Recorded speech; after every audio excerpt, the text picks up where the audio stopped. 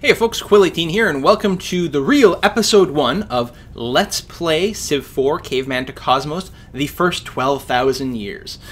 Now, before we get started, there are 3 more configuration switches to flip on. Things you can't do from the main menu, and you have to do once you're inside the game. I believe once you make the change, though, it should stick. In the top left corner, you will notice there's a little ladybug icon. This is to access the bug option screen. Bug is for a mod called Better Unaltered Gameplay, which Caveman to Cosmos uses. It adds a lot of nice UI features and all sorts of great stuff to it, and you really don't have to worry about anything else. But you can tweak a lot of options in here for all kinds of different stuff.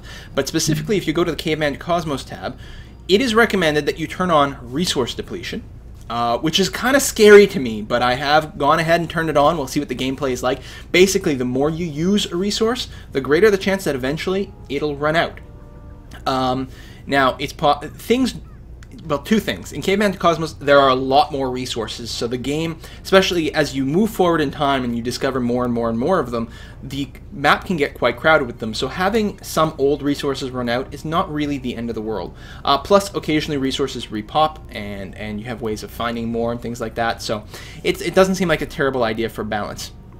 The other thing, I think, is multiple religion spread. In fact, I can bring the thread back up here and take a quick look. Yeah, it's multiple region spread, but I believe it's multiple religion spread, which was not turned on normally. It's turned on because I've already done this before. This means that, because normally religions can only spread automatically to cities that have no religion.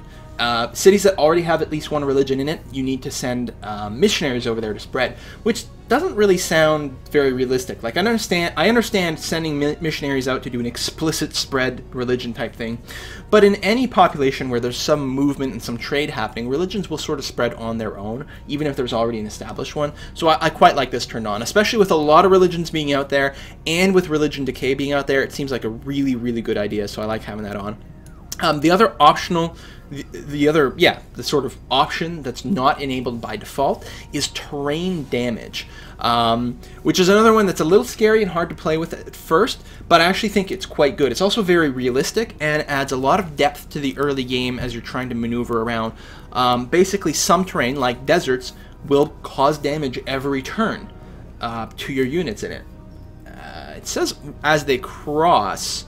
I think it also happens if they're just standing in a square, but of course when you're standing in a square you're also healing, so your healing outpaces the damage. Or maybe you don't take damage at all when you're just standing there. I hadn't actually checked. But there are unit upgrades as you get experience points. If you get, I think the prerequisite is Combat 1. In fact, I can pull up the Civlopedia and go Promotion Tree. And Combat 1, and then you can see things. So Combat 1 can lead to Desert Combat 1, which allows your units to traverse the desert without receiving damage. Also gives them double movement in the desert, bonus to attack and bonus to defense, and that just keeps going up and up and up. Oh, this one is Desert, then this is for Dunes, which are another tile type in the desert, and then finally Salt Flats, which are another tile type in the desert. Interesting. This is very specialized. I hadn't realized that, actually. There are lots more promotions. Sniper, Initiative, like these, some I don't know. Some of these were already here before. Pharaoh's Propaganda. How do we get that? Led by Warlord. Oh, interesting. And then like all this like combat AI, nanotechnology. I think these are for like some of the late game robot units. This mod is insane. Freaking insane. Actually, I'm quite curious to see what the late game's tech look like. Now, actually, if you didn't watch the previous Let's Play, it's worth looking at the tech tree here, because it starts off so early. You literally don't even know a language yet. Your people are sort of just grunting and pointing. Maybe they have a word or two, you know, kind of thing, but they don't have a proper language, and that can be something you research. Learning how to gather, like, you know, bushes and things like that. Like, this is, I mean, obviously people could always sort of pick things and whatever, but this represents a greater, more organized scale of like gathering food and, you know, for the tribe, maybe. You know, weaving, cave dwelling, shelter building. This is all the prehistoric tree, and then finally we get into, I don't know, less prehistoric. I'm not sure what to call it. You know, some animal domestication, for example. Some more religious things, archery. Getting to this, so these are sort of the ancient. I guess this is it. This is prehistoric. This is the ancient era. This is where you learn your copper working, metal casting, and so on and so forth. And then classic era, Renaissance. This is the modern era. And then we have the, well, this is like really modern era. Like they've split these eras even a little bit more. Because this is sort of now semiconductors. This is sort of the present era.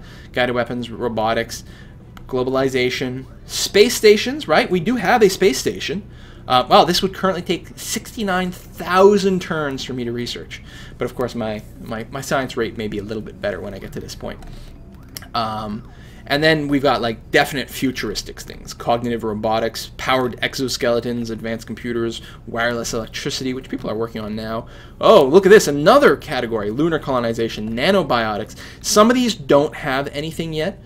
This is what they're currently working on, is this sort of galactic era stuff, wormhole travel. So at this point, I mean, the games have sort of, you know, we've kind of run out of stuff. Teleportation, cool. But there is a lot of content up to this point, and I don't think anyone is going to feel that the game is lacking in any way whatsoever. God, I should actually call this episode like 0B, because it's more setup. In fact, I will do that. I will cut one more time, and the next episode will be episode 1, where we actually start with the real gameplay.